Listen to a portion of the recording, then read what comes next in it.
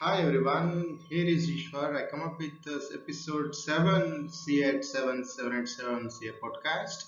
In this podcast, we're going to talk about e-commerce and we're going to talk about a few acquisitions by startup sector, and we also talk about restaurants body challenge against this 10-minute quick delivery services, and also we talk about Zomato's share drop compared to Swiggy's and other competitors in the industry. And also we talk about US global tax deal, which is an outcome for India to adopt it. And also we talk about ESOP taxation for upcoming budget. And also we talk about cruise shipping applicability of presumptive taxation, and also we talk about inflation trends in India. So that's about in this today's episode we are going to talk about. Coming to the episode, the first thing I want to tell is that today is January 26th, which is a Republic Day in India, and the importance is that why we celebrate Republic Day. Like there are two things, like adopting the Constitution in 1950 and also symbolizing the country's transition to a sovereign republic. So there's a two main objectives where we celebrate January 26th, Republic Day in India. So that's about the small, way that Republic Day in India, where we all celebrate and giving respect to our constitution and freedom which history has told us. So coming to the article one, first topic in today's episode is that the quick commerce firm Zepto is planning to increase the size of its proposed IPO. I think between which they are going to hit around $800 million to $1 million. So, including secondaries, which people aware of the discussions and articles were disclosing that and also chief CEO like Adit Palich of Jepto also is discussions with the top mutual funds in recent weeks and discussed IPO plans. Which a few data points which I captured from the articles is that Jepta is hitting $5.5 billion gross sales during the final quarter of 25 26, which I can say so quarter 4, which they are planning to hit around $5 billion GOV. So that is one point where we are seeing also that reports also saying that they're coming with positive EBITDA, which is an a predetermined segment, or we can say one of the unmarked point for IPO firms, because EBITDA gives larger boost to the their prospectus or red prospectus or evaluation by SEBI and a few more things, which is gives a positive boost to the investors also. So it adds resilient to the investors sentiments. So entire listing and post listing price will be depends on that. So coming to another data point is that Jepto has crossed around 800 almost 900 dark stores, exceeding 700 which was there in March, and around 1000 stores is that the new target which they are going to put it. So that is few things about Jepto, which is an e-commerce firm, is planning to hit IPO in the coming months. So that's about article one, concept one we talked about, and the article two of this podcast is that Dihad, which is an agri-tech startup, bought an acquired farm advisory company Agri Central.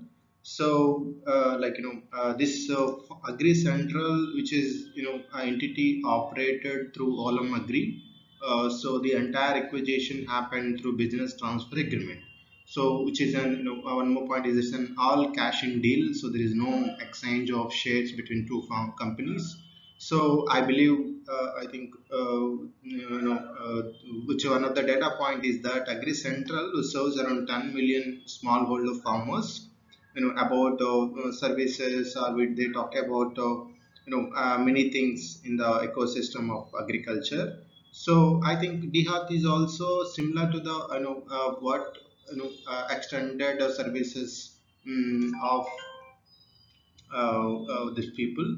So that is also one point where we can note it down that the Dehat as well as the Sakri Central in the same line of industry, which gives an added advantage to Dehat in case if they get services by this acquisition. So that's about acquisition by Dehat of the this agri-tech startup, Agri Central. So one point which we need to note it down is that it's the term is that business transfer agreement. So BTA is well defined in Income Tax Act 1972. So business transfer typically involves what happens, right? So this is one of the acquisition. So what happens is that all our assets and liabilities of the acquired entity will be transferred to acquiring entity. So then only we call it as a BTA, business transfer agreement. So you can't say that I only transfer only assets and I will keep the liabilities it with me, or I will keep the liabilities and I will only transfer assets. So that won't happen, right? So entire business transfer agreement. So particular business model or object to which the company is defined has to transfer to the acquirer. So that conveys importance of business transfer agreement, and there are computation involved for determining the capital gain, for paying the tax for BTA under the transfer also. So yes, BTA is a transfer as per the provisions of Income Tax Act. So that's about Article 2 where we talked about acquisition, and coming to Article 3, which is an interesting thing, is that restaurant bodies eyes legal challenges against these 10-minute delivery apps. So this news is that the National Restaurants Association of India, we call it as an NRAI, an industry body representing over 5 lakh restaurants in the country, is planning to approach the courts to seek intervention on standalone 10-minute food delivery apps launched by Zomato and Blinkit or Swiggy, and we also see snack, I think Caves by Jepto Caves. So that's about the NRI, the National Restaurant Association of India will discuss the matter at a town hall meeting, in the second event with its member restaurant to decide, next steps. Senior officials of the industry, and also they're going to meet executives of this quick commerce, food delivery firms. So, that's one interesting thing is coming up, that restaurant raise their concerns with the platform over private labeling and data sharing. Like while both ends with Zomato try to allay the issues flagged by them, there was, I think the point is that there is no common ground at which this restaurants association and this Swiggy, this food delivery firms, coming to the point. So there's an interesting thing is going on, that they say that like NRAI say that these people are acting as sole competitors in terms of private labeling and marketing, which also one point is that they're like taking a lot of commission, respective of the model where we are seeing is OENDC, which government e-commerce platform is coming up. So there's interesting things are happening in the food sector as well. That's about concept 3.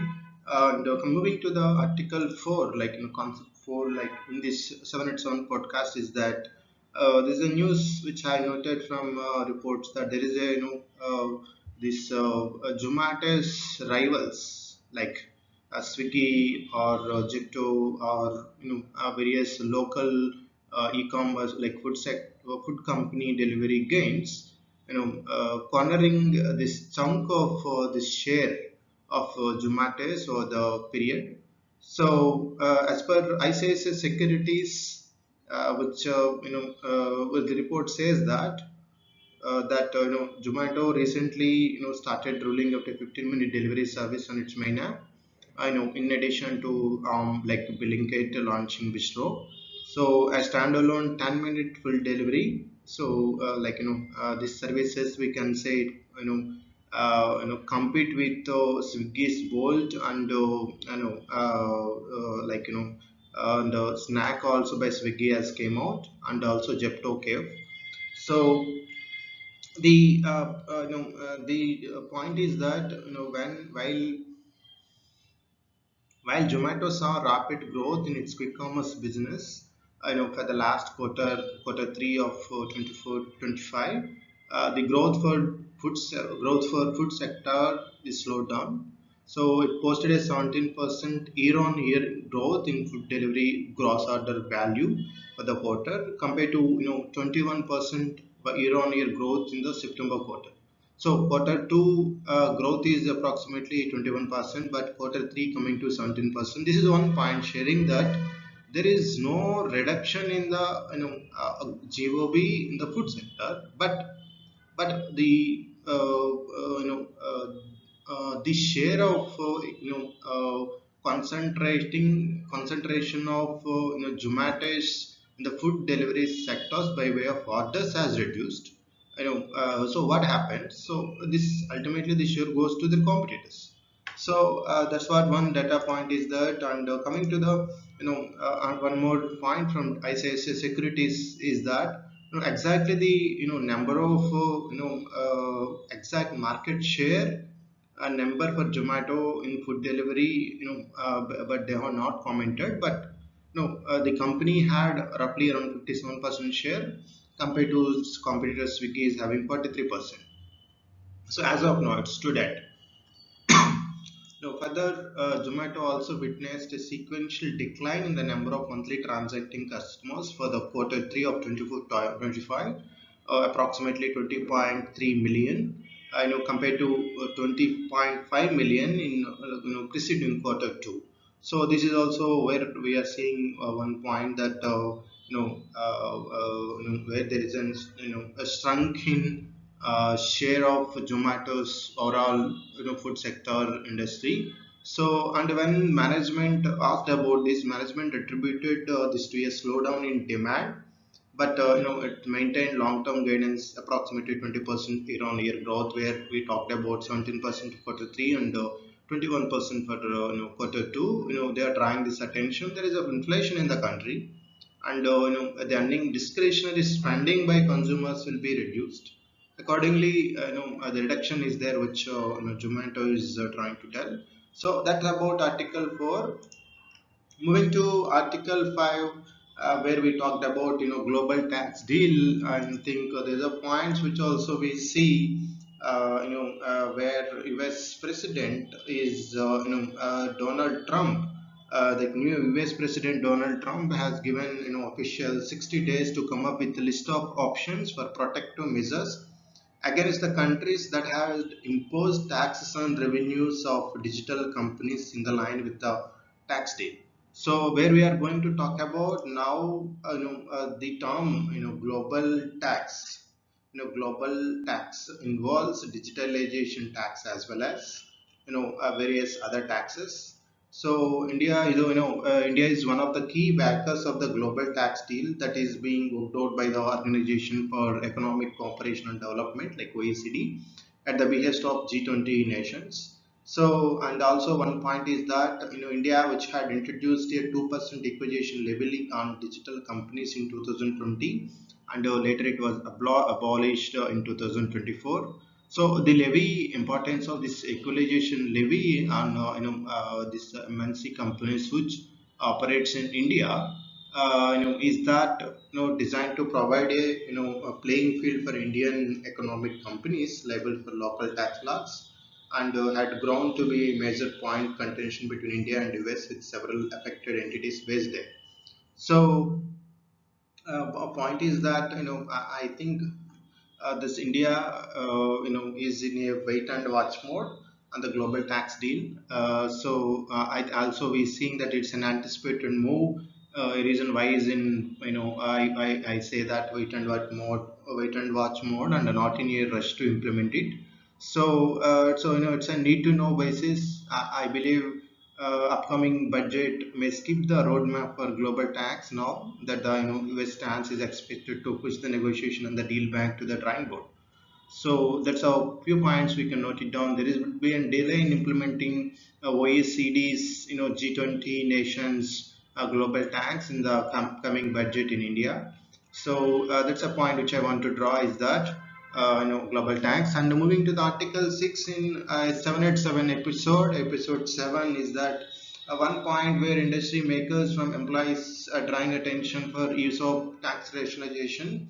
So what happens right now is that when ESOPs are exercised, it's going to liable to tax, and when the ESOPs are going to transfer, it is going to tax. When ESOPs are converted to equity, it is going to be taxed. So earlier, what it is, when ESOPs are exercised, it means convert to equity. Employees are not supposed to pay any tax, but when they transfer it to the secondary share, or in case when we say it's an offline, when it transfers to the listed companies in the market, then they're going to liable to pay tax on the capital gain portion. But now there is a two incidents where we are seeing when it was exercised by employee from the company, like it convert to equity of the company, they're going to pay tax on the FME fair market value of that particular share minus exercise price which the employee paid. So it will be paid as per the slab rates of the particular employee. Coming to the when he sells, actual sale happens, means acquired equity shares are transferred, then he is going to pay tax on sale price minus purchase cost, which is ultimately the FME value which was determined earlier. So there are two points of triggering the tax, but one point is that at the later phase, when asking to pay tax on the capital gain portion is okay, but paying the tax without any gain upon exercising is an a burning question now. So and all industry makers, like tax experts, or entire public who earns by of salary in MNCs as well as startup sector, is requesting for rationalization in this ESOP taxation liberalization. So that's a point everyone are making it. One more point is that when we see the countries like Singapore and few other countries where the taxation arises only at the time of transfer, it mean that a capital gain perspective, like when it is excess transferred by employee, it means that already converted into equity share, then he will sell. So which is an standardization procedure which sorry, all countries are approaching it. So keeping that point into the consideration, I believe this upcoming budget may consider this view, and which gives some kind of relaxation for the entire salary ecosystem employees. So that's one point where we are drawing about Article 6.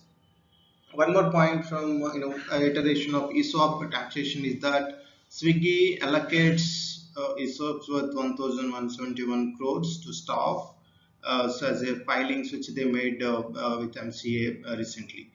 So one more Article 7 for today's discussion. The last discussion is that cruise shipping tweaks in IT rules amended. So the Central Board of Direct Taxes on Wednesday notified specific conditions for non-resident involved individuals and companies engaged in cruise ship operations in India to be eligible for presumptive tax regime.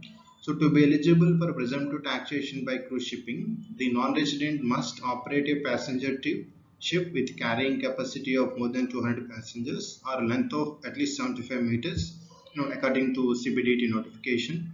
So further, it also stated the ship must be operated for leisure and recreational purposes with appropriate dining and cabin facilities for passengers. So, and moreover, the non-resident must operate the ship on scheduled voyages or shore excursions, and the ship must touch at least two seaports of India, the same seaports in India twice. So, there's a one point where they're lacking that saying that there's certain conditions which a cruise ship has to follow to get the presumptive taxation advantage in the budget. And further, one more point is that in the budget for 24-25 presented in July last year, government provided a presumptive taxation regime for non-resident engaged in the business of operation of cruise ships. So this is an extension points where people who are the non-residents and doing this cruise ship activity in India can note these pointers for gaining presumptive taxation advantage. So that's about Article 7, and one more point which I want to add is it's in a bonus article for this podcast is that where we are seeing inflation in India right now, coming from last 3 quarters, the inflation is somewhat high in terms of vegetables, where I see it is 2014, the average increase in vegetable price is stood at around 6 to 8%. Now in 2024, the news articles, the source is saying that increase in vegetable price compared to the last year stood at around 24 to 27%. So almost three times jump from the inflation point perspective of veggies. So I think that's a point everyone has to note it down. The reason inflation is going on, but one more interesting point is that this consumer economic occasions, this where we are seeing in terms of occasions through auspicious days, or where we are seeing because of this winter season in India in terms of travel industry. I mean, like premiumization customers are taking this in advantage in terms of food, clothes, itinerary in terms of travel, and resorts. So this entire economic occasions, there is an increasing trend. So what I'm trying to tell is that there is an inflation which the reduction of purchasing power has reduced in terms of top of the pyramid, where a lot of medium where we can say larger population stays. But coming to the next part of the pyramid, bottom part of the pyramid, where this same consumers adopts traveling, or choosing for premiumization products, has level bumped up. So I mean is that what I'm trying to say is that even though there is an inflation hitting it back, but circling back to the point is that this economic occasionals of reforms, or this premiumization customers are compensating it. So that's a point which I want to draw, is that this this top rung playing by both medium consumers as well as premiumization consumers, making a play in the long run. The inflation is going on, but people are spending it. So both are compensating a bit, and I don't think so. There is an huge worry need to be noted down. So there is an money is circulating in the economy. I believe in the coming next 2 quarters, everything will be smooth and settled. So that's about today's episode in terms of 787. In this 787, we talked about very good points in terms of business transfer agreement, and also we talked about ESOP rationalization, and also we talked about global tax, OECD, G20 nationals, deferment, and also we talked about inflation. We talked about presumptive taxation by cruise shipping companies, and also we talked about a few other points like equalization levy and a few things. So that's about today's episode. I'll come in with the next episode very shortly. Keep in touch, everyone. Thank you for listening this podcast, and please subscribe for more updates. Thank you so much.